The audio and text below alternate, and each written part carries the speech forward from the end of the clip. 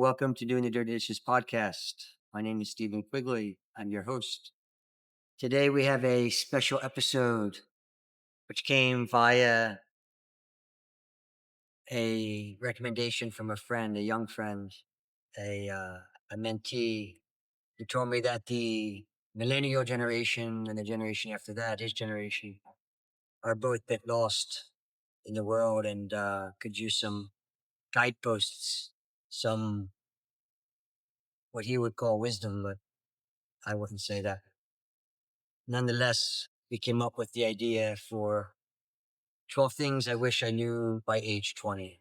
First, what you resist persists. What it means is that what you don't work on comes back to you. Life is spiritual school. Life is a lesson. Life is a lesson. Everything in your life is a lesson. Every day you wake up, you have lessons that you have choices of what you make, things that you do. These are your lessons. These are the things that you're meant to grow upon. Like if one of your lessons in life was to learn about compassion, and life was throwing you little lessons, and you weren't getting those lessons on compassion, you might end up with a real big trauma. You might end up with a mate or a best friend or family member or somebody close to you that has a traumatic accident that forces you to have compassion. At some point, the universe is going to tilt your hand. If you don't get the lessons, the universe is going to force them upon you. They're all coming to you anyway. And you got to remember, life happens for you, not to you. Everything that comes to you is for a reason. It's all for your betterment. It's all for your improvement. It's all for you to improve your character, your person, your understanding of yourself, your understanding of others for the future. So the better person you become, the higher your frequency, the more people in life you can affect, the more people you can help. Our job in this world is not to sit and see who can have the most cars, the biggest houses, the most fame, the most money, the most fortune, the riches. That's not why you're here on earth. Anyone who thinks that you're here on earth for riches or to play a game just doesn't understand anything about life. Number two is related to number one, of course, and it's own your stuff. Basically, do your work, own your shit in life, and that again is the persist part. It's the lessons of life that will continue to come at you until you fully understand them. Until you go through that darkness, until you go down that journey, down that path of darkness, uh, it's hard to find the light. And if you're not owning your stuff, you're not who you are. You're not your authentic self. You're not your true self. You don't understand yourself. You probably don't understand others. And that's your work. That's your inner work that you have to do. That's the work that we all busy ourselves from. That's the yoga every day. That's the music in the shower. That's the music in the car. That's playing on the internet all day at work. Busying yourself from the things that are deep within you that scare us, that scare people. Because humans have scary thoughts within them. Deep, scary, dark, twisted, evil thoughts within them. And keep in mind, every human has the capability of killing, even a priest, if it came down to it. So, owning your stuff and doing your work, getting through your personal luggage of life, so that so you no longer carry it. The joke about childhood is that you spend your whole childhood screwing up your adulthood, because your whole adulthood is mostly spent trying to fix things from your childhood. So the sooner you do your stuff, the sooner you own your shit, and the sooner you face that head on like an obstacle, which is really just a hidden opportunity of personal growth. At that point, then you can move forward. Always give 100% in life. If you don't give 100% now, something will happen, and later you'll have to go back and give another 30 or 40 or 50 or 60. That will equal 120. When you can just eliminate all that trouble in the beginning and just give 100%. In my generation, it was always a given from my grandfather and my fathers. You can't be halfway pregnant, and you shouldn't do anything half-assed. You shouldn't do anything halfway. If you're going to do it to completion, do it with pride, do it with integrity. And if it's something that you're trying to work on or master, then get to that level. Otherwise, everything you do, you want to give 100%. You're only cheating yourself, and you're only cheating others as well, but mostly you're fooling yourself. Fooling yourself into believing that you are giving 100% and you're not, And you allow yourself to tell yourself a story through your mind that then comes back and tells you that it's okay, you gave enough. In any job you do, in any career you pick, anything that you study, always give 100%. Give it to your highest degree, work your hardest, and good things are bound to come. Number four is compassion for yourself and compassion for others. You should always be kind. You don't know if the people that are driving on that road in traffic in the morning, one lady might have just gotten informed of having cancer. Maybe another driver's father just died. Maybe someone's on their way home from losing their job. You never know how upset or what's going on in the people's lives. And that one word of kindness, that one action, kindness can make everything the difference in that person's life. That person could be close to jumping off a bridge. You don't know. And you see something that's wrong, something that's off, and you go and you talk with them. And that 1 minute, that one gesture, that one thank you, that one anything that you give out of love could make all the difference in in that person's life. But above all else, you need to learn compassion for yourself first. If you don't have compassion for yourself, if you don't have forgiveness for yourself, if you don't go easy on yourself in a way, not to be in a race, not to be in a rush, just to allow things to come, to go with the flow, to live naturally, and to be like water, just flow like a river. Compassion for yourself allows you to have inner growth at a different level other than just being hard on yourself. I was basically stunting my growth, my personal growth, by not having compassion for myself, for the process, for my injury, for what I was going through. Basically, learn to make love to yourself. Learn to love yourself because through yourself, therefore, you can love others. And once you love yourself, your framing, your reality will change. In number five, there is no race in life. The day that you realize that is the day you've won the race. There is nothing to race against. Shooting time, which is another subject. People are always in a rush. They're in a rush in their car. They're in a rush to get to work. They're in a rush to get their degree. They're rushing everywhere from A to Z, and they're missing B through Y. They're not living in the present. They're too busy jumping from one thing to another, busy in themselves, usually finding voidless, endless holes that they're trying to fill through some type of addiction. Could be sex, could be drugs, could be alcohol, could be shopping, could be religion. Essentially, they're all the same in the brain. And people are always trying to race to get there, to get something. And most often, when they get to that point and they get it in their hands, they're already looking to the next mountaintop. So they're not even happy. They're not content. They're not living in the now. They're not living in the present. They're always looking ahead at the future. It was Lao Tzu who said that to live in the future is anxiety, and to live in the past is depression. So we want to try to live in the present. Number six, and I wish I realized this even younger, but by 20, for sure, time is the only commodity that you can never recover. Once time goes, it's gone forever. Not to open a different can of worms, but there is no future, there is no past. Even tomorrow, even next week, it's still today, it's still the now. So be careful how you use your time. Use it carefully, use it wisely, plan ahead, and look into the future and see where you want to get. One expression I used to tell people, young mentees, was tell me what you did today, and I'll tell you where you'll be in 5 years.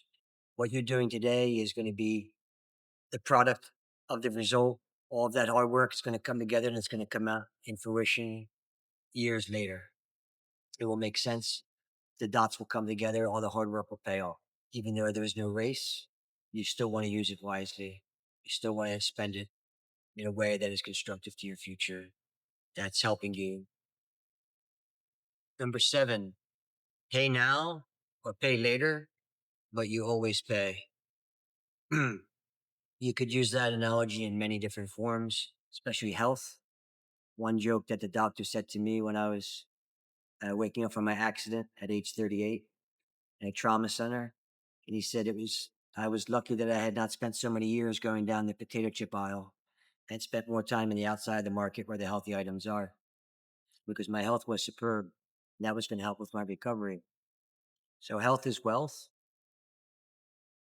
and if you don't pay for it now, you pay for it later. Meaning, if you spend too many years having fatty foods, cheesesteaks and fries and pizzas and all kinds of the fun desserts and all the fun things we love, at some point later in life, you're going to pay a price for that.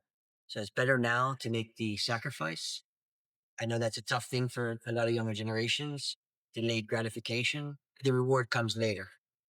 You work hard now, you make a sacrifice, and you get the reward later. The greatest vistas in the world only come via the hardest roads. This one's one of my favorites, number 8. You have your agenda in life, but life has its own agenda. And the question is whose wins? Yours certainly does not win. Why doesn't it win? Well, because most often in life you don't get what you want. And even in the times that you get what you want, it's again the top of the mountain scenario where you're not satisfied because you're not happy or content inside. So you look into the next mountain, the next big achievement, the next big reward, the next big award, the next big anything. But as you go through life, if you resist it, I know there's a great Stoic saying that those who resist fate get dragged through life. So you have your agenda in life, life has its agenda, and yours almost never wins. So otherwise, people would get everything they wanted, and that would make life fun anyway. If you just went out and could get anything you wanted and play God and have a magic wand, you'd be bored. Without problems in life, you'd be bored. Without obstacles in life, you'd be bored.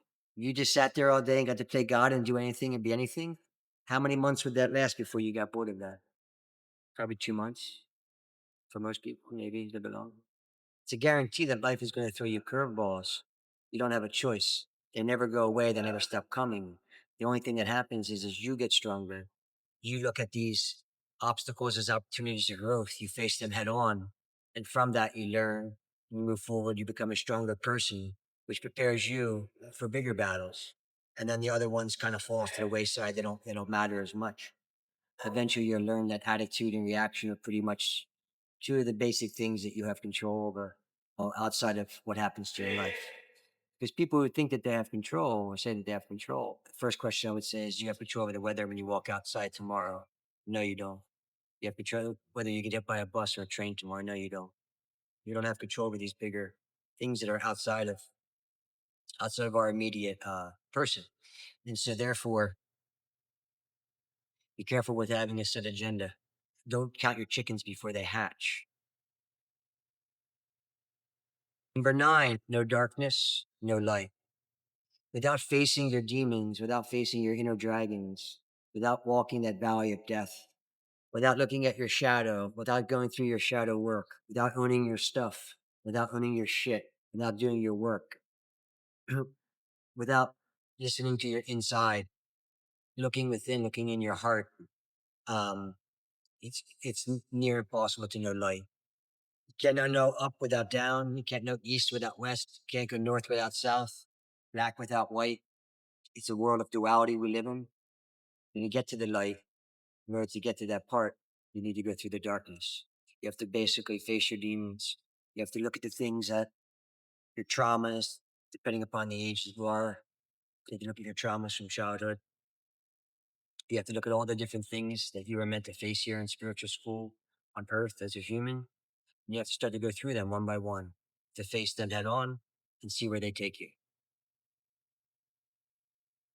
Pretend tomorrow never comes. Well, it's always an expression we say, tomorrow never comes, so do it today. But literally, tomorrow never does come, it never arrives. Because when you go to sleep and you wake up tomorrow, it's still now, it's still the present. Present is the only time that we have. You cannot live in the future. That's like trying to eat your lunch tomorrow. It's not possible. You cannot live in the past. You can't change the past, nor does the past have any reference as much to your future and what will happen or what not happen to you. But be very careful about looking at tomorrow. A lot of people will go through life and say, hey, when I get to this salary, I'll go here. Or when I get to this number of sales, I'll go there. Or when I finish this university, I'll go there. I'll do this, I'll do that. And it never comes. They don't do it because life takes over. Life has its own way of taking you forward, whether you like it or not. You have to learn to live in the present. You have to learn to live in the now. You have to learn to concentrate on today, not worry anything about the future, and try not to think about the past. Number 11, one of my personal favorites, never tie a bow around it. Never tie a bow around it. Some people get confused by that statement, but it means don't have expectations. Live without expectations. Live without attachment to outcome. Never be attached to the outcome. All you can do in life is put forth your best effort, put in everything you have, give it 100%, work hard, do all the right things that you need to do, release it to the universe. But at that point, it's up to the universe. For example, if you spend 5 years working to be a photographer and you got to the point of being a really, really good photographer, at that point, you have to release that energy into the universe and see what comes back with it. Never have any expectation. Well, I'll end up becoming a Nat Geo photographer or I'll end up becoming this. You don't know really what your future holds. So keep an open mind to that and don't be so closed off to it. That also has to do with expectations for the future in any type of project, any type of education, anything really, marriage, relationship, friendship. Live without expectations. Never tie a bow around it. Never look into the future and assume that something is going to happen A, B, or C. Because most often in life, something else will happen. Life will take you a different direction. A different synchronicity will come your way. A different dot will connect, and your life could turn 180 degree in just a matter of minutes. I went out with friends Christmas week, woke up in a trauma center. So within, one night, one blink of an eye, my whole life did a 180. The best is for last. It always works out. You see, that's the game of life. That's the trickery of life. You go through life worrying about these little things. You build up these stories in your head. You get all worried about it. You make up these big scenarios, these life-ending scenarios. It's not like you're a kid, and you think like your world's over because the girl you fell in love with won't take you to the dance or won't allow you to take her to the dance. That's childhood, great. But imagine when you were a kid in grammar school and you knew you did something bad. You were worried about going to see the principal or going to see your father. And you went through these million scenarios of everything that could happen. And you could get kicked out of school. You could be suspended, all these different things. In the end, it works out just fine. You get what you need and you need what you get. Does it work out how you want it to work out? That might not be true. That might not be the case, but it's going to work itself out and life is going to go on and life is going to continue. And that's one of the things that's important to remember in life. All things in life are impermanent. This too shall pass. If you're facing a problem right now, a fight, an affliction, a disease, some type of internal battle, remember that all things are impermanent and this too shall pass. At some point after destruction, you have reconstruction. From the ashes, you get the firebird, you get the renewed self, you get that new self, which is the journey of the heart, the hero's journey, slaying your dragons, owning your shit, doing your work in life to bring you to that point. And play your role well. It's one big drama play life with spiritual school stuck in the middle. All right, that's it.